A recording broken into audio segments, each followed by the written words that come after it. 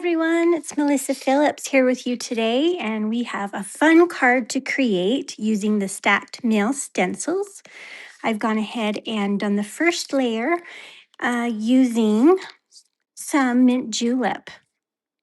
Not the traditional colors you would think of for airmail, but a color that I love that works perfectly with the color scheme that I am trying to achieve on this card.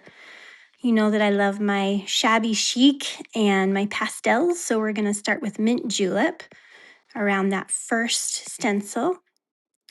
Peel it up, and now with the second step, we are going to use pale peony. This is just a really soft peachy pink, which I love, and it's going to go around and complement the mint julep stripe that we've got going. This is a really wonderful stencil collection that just kind of elevates your projects and takes them one step further. So next we're going to die cut a large Reflections John 1 verse 4 die collection. I'm going to pop that up, and I have used a bitty big pink posy, and I'm using the large circles. Before we adhere any other layers, I'm going to tie a scrunched seam binding bow just using a pale pink ribbon. I like to make sure it's not twisted on the back or on the front so I get it nice and smooth.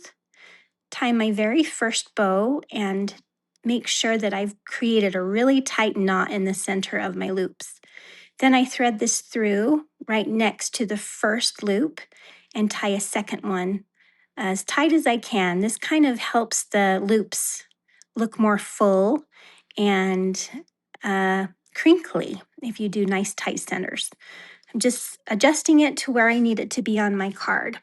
Next, I have cut another Reflections John 1-4, the smaller one, and I'm going around the upper portion using Aqua Mist or Salvaged Patina from Tim Holtz. I'm going to use peacock feathers distress spritz to create just some nice splatters on the upper portion. I'm going to pop that up using some dimensional adhesive that you can find at Papertrey. It's my favorite. It tears with your fingers and the backing comes off really easily. So we're going to adhere that right to the center of my card front.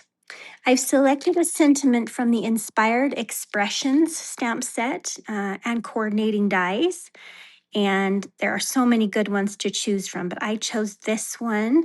You are loved, you are seen, you are not alone, Hebrews 13:5. And I'm using Stormy Sea to stamp that. It's going to be popped up off the center of my card front using foam adhesive as well. And now we're going to add some Into the Blooms Mixed Bouquet. I'm going to ink blend each layer of this. Mint julep for my leaves to begin with.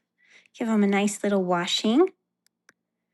And then I go over with some pine feather, and this just kind of deepens the tips, makes them look even more realistic. So just a tiny bit of the pine feather.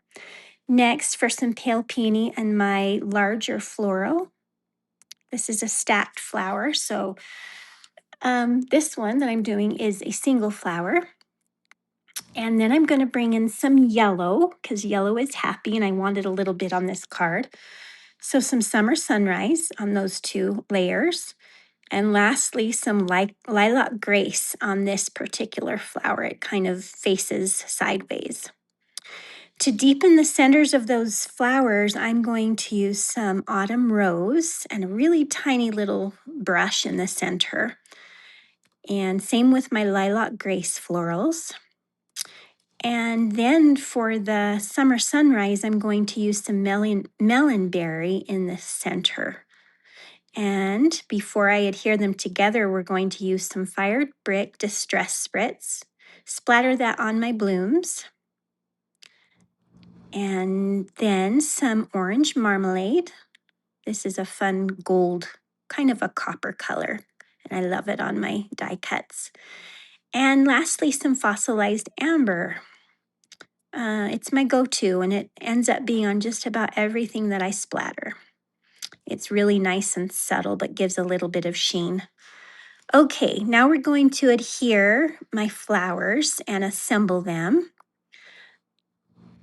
And I've got flower centers that I need to ink blend, so that will be our next step. I'm using Olive Twist for the centers of my flowers. And this, I just kind of go lightly on. I don't want to make them completely stark black, so we're just going to do it really lightly.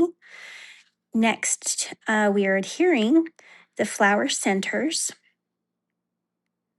And this step just brings them to life, makes them look realistic.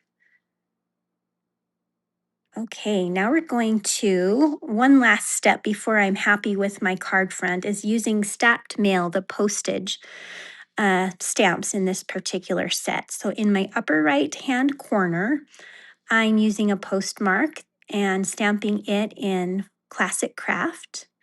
Then I'm going to stamp the postage lines using Stormy Sea. And I'm sorry, this little image in the bottom left corner is almost impossible to see, but once again, it's going to be a postage stamp in Classic Craft with some Stormy Sea in the center. You'll be able to check it out here in a minute. Okay. I wanted some splatters on my card base, so I went ahead and used a bit of fossilized amber. And now to assemble, I'm using foam adhesive to pop my little florals up and off the card front. And just kind of scattering those colors, trying to create a balance with them. So a little trio in the bottom right corner and one lonely little flower at the top, but it won't be lonely for long. I'm gonna clip apart the leaves and scatter those around my card. I love doing this with die cuts. It just kind of gives you more versatility and you can customize them in any way you want. One more set of leaves up there with that little bloom. Now we're going to add a few sequins. Scatter those around. No rhyme or reason to these. The more scattered, the better. I kind of like to go with odd numbers instead of even, and odd placement instead of symmetry. So asymmetrical versus symmetrical.